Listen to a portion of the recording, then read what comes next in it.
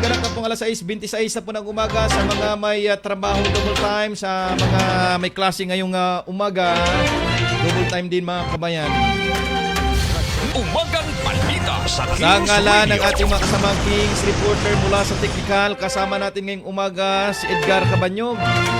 Ako ay inyong mga kasama at inyong tagapagbalita, Richard Sagay. Umagang balita sa Kings Radio. Sabay din po tayo mga kabayan na magpapakinggan sa iba pang mga Kings Radio Station sa 102.5 Kings Radio Shato Negros Oriental, 94.5 Hinubaan Negros Occidental at 99.5 Kings Radio San Francisco Agusan del Sur. Umagang balita sa Kings Radio. At tayo rin po ay mapapanood sa ating official Facebook page ng Kings Radio Midsaya. Umagang balita sa Kings Radio.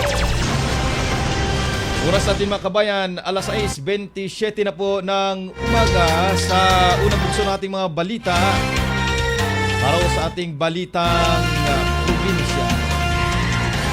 Balitang probinsya.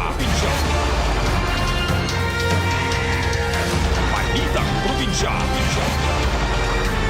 Sa unang bugso ng ating mga balita mga kabayan, sa detalye ng ating balitang probinsya, para maging handa sa panahon ng sakuna ang mga government offices sa lalawigan ng Cotabato, isinagawa kamakailan ng Provincial Disaster Risk Reduction and Management Office ang third quarter simultaneous earthquake drill sa bayan ng Matalam.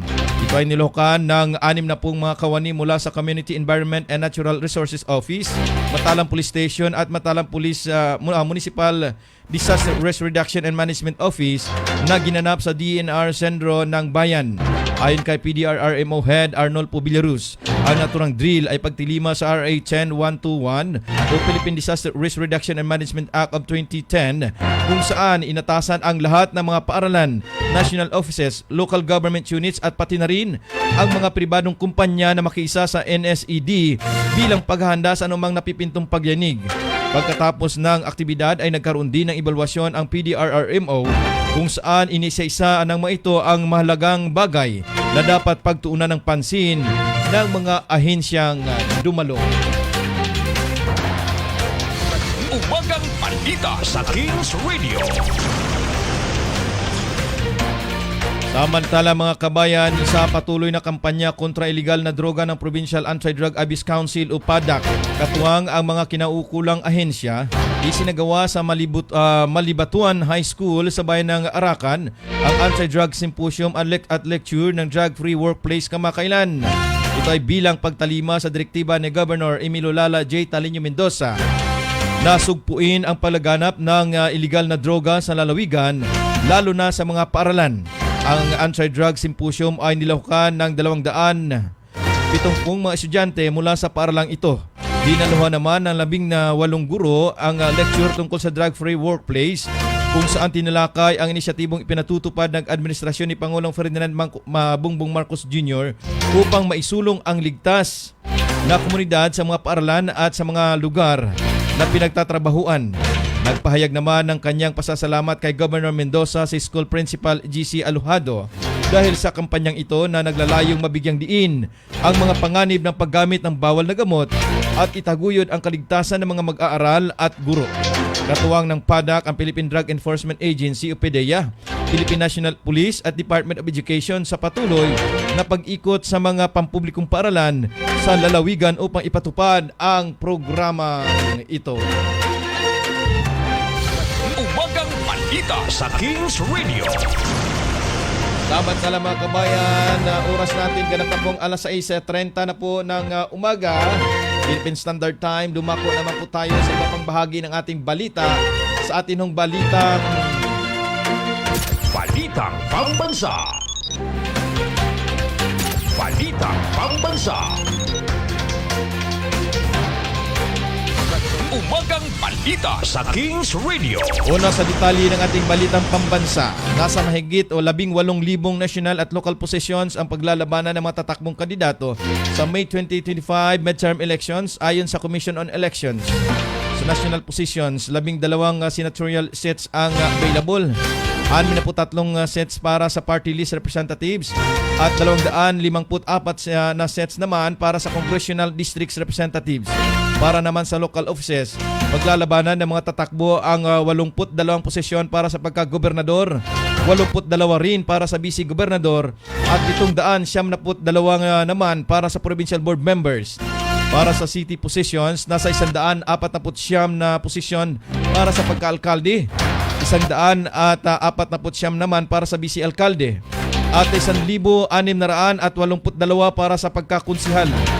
Sa municipal level naman, nasa 1,473 posisyon para sa pagka-alkalde. Gayon din sa pagka-vice-alkalde, habang 11,748 naman para sa pagkakonsihal. Maliban dito, mayroon ding 32 parliament member seats at 40 party list representative seats naman ang paglalabanan sa Bangsamoro Region. Umagang balita sa Kings Radio. Samantala mga kabayan, sa dagdag na balita, nais isa publiko ang Certificate of Candidacy o COC ng mga kakandidato para sa midterm elections sa darating na Mayo 12, 2025. Ayon yan kay Commission on Elections Chairperson George Irwin Garcia. Ang nasabing pahayag ay isinagawa sa National Information Summit at the Development Academy of the Philippines, Tagaytay City. Kabilang sa mga first-time feature ay ang paglalagay ng Certificates of Candidacy o COC ng lahat ng lokal at national candidates at Certificates of Nomination at Certificates of Acceptance and Nomination ng party list 2 linggo matapos ang paghain. Kabilang si Garcia sa mga speaker sa ikatlong araw ng National Information Summit 2024 sa Development Academy of the Philippines. Nadinalawa ng mga provincial at regional chiefs ng media at information bureaus ng gobyerno ng Pilipinas. Ang lahat ng lugar para sa paghahain ng COC ay tinakda naman sa Oktubre 1 hanggang Oktubre 8. Pati na rin ang bilang ng mga posisyon sa bawat lalawigan ay ipopost din. Pagkatapos ng halalan, isapubliko naman ng COMELEC ang mga statement ng contributions at expenditures ng mga kandidato. Sinabi rin ni Garcia na magkakaroon ng 171 binyo sa buong bansa para sa mall booting na uunahin ang mga barangay sa paligid ng mga establishmento.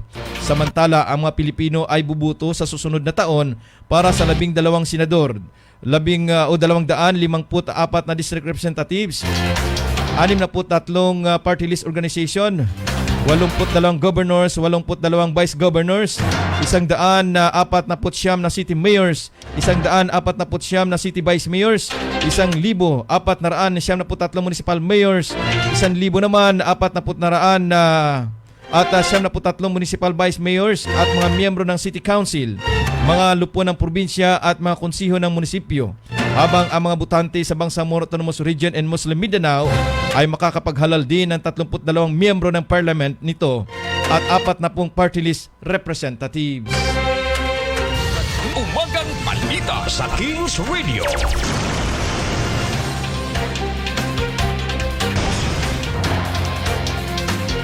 Oras natin mga kabayan, ganap na pong alas 6:35 na po ng umaga Philippine Standard Time. Dumako na naman po tayo sa ibang bahagi ng ating mga balita. Tanggapin natin ang ulat ng ating mga kasamang Kings reporter na ka-standby ngayong umaga. Umagang balita sa Kings Radio. Abay, Lula, biktima ng pamamaril sa Cotabato City. Alamin natin ang detalye ng balitang ito mula sa ating kasamang si Edgar Cabaño. Gar, report po yan, Gar. Kings Radio. Report. Sugatan sa pamamaril ang isang senior citizen habang nasa harap lamang ng kanyang bahay sa Poblacion 3, Cotabato City. Kinilala ang biktima sa pangalang Emelita Abanilla, 62 anyos at residente ng Don Cesar Street, Poblacion 3, Cotabato City. Nakakatayo lang ang biktima sa labas ng kanilang bahay alas 9:30 kahapon ng umaga nang barilin ng 3 beses ng di kilalang suspek. Tinamaan sa kaliwang dibdib, baywang at kaliwang daliri ang lola at mabilis itong isinugod sa ospital. Nakakuha naman sa crime scene ang 3 basyon ng bala ng caliber 45 pistol. Sa pagtakas ng suspek, nabangga pa nito ang isang nakaparadang Fortuner at iniwan ang motorsiklong ginamit bilang getaway. Nagpapatuloy ang investigasyon ng PNP sa pamamaril. At yan ang report, Edgar Cabanyog para sa Umagang Balita sa Kings Radio. Umagang balita sa Kings Radio. Maraming salamat, Edgar Cabanyog. Samantala mga kabayan, sa dagdag na balita, dalawang barangay sa bayan ng Tugunan at Alyusan, SJ Bar.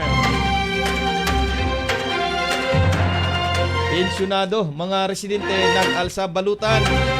Alamin natin ang detalye, follow-up report ng ating kasama, si Maricel Bayuna. Sel, report mo yan, Sel.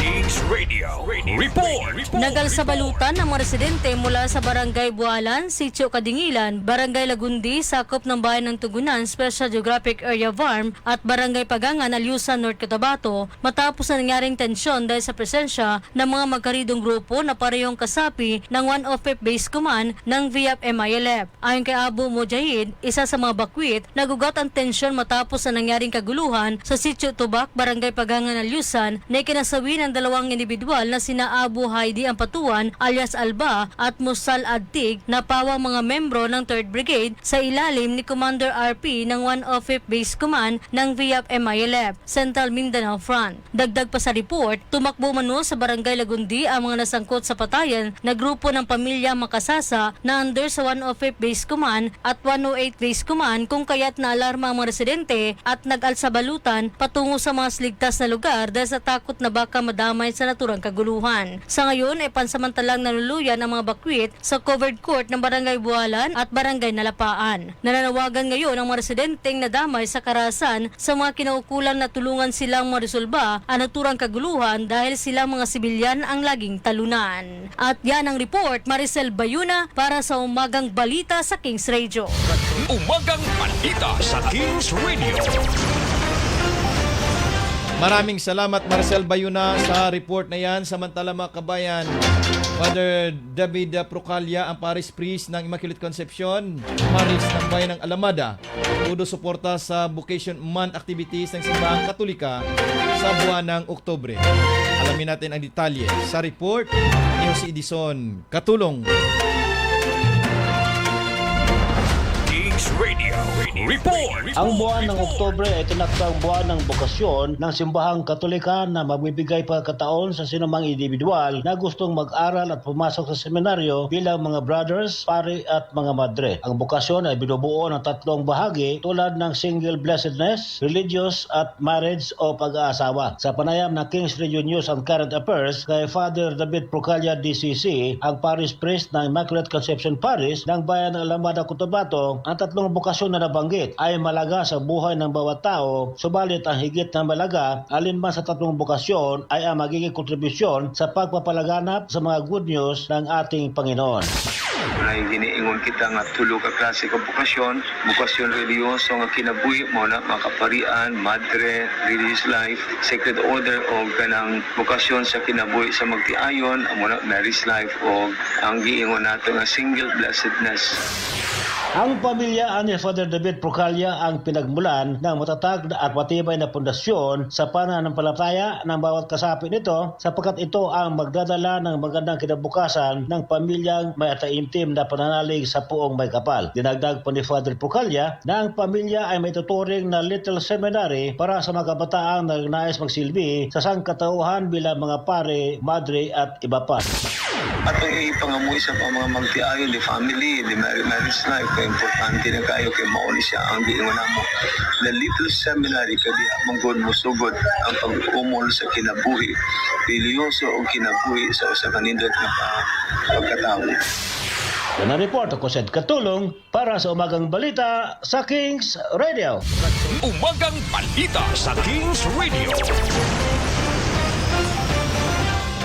Maraming salamat, Ed Katulong, sa report na yan. Samantala mga kabayan, abangan sa aming pagbabalik. Lalaking wanted dahil sa kasong statutory rape, arestado sa Elbusian, Midsayap, Cotabato.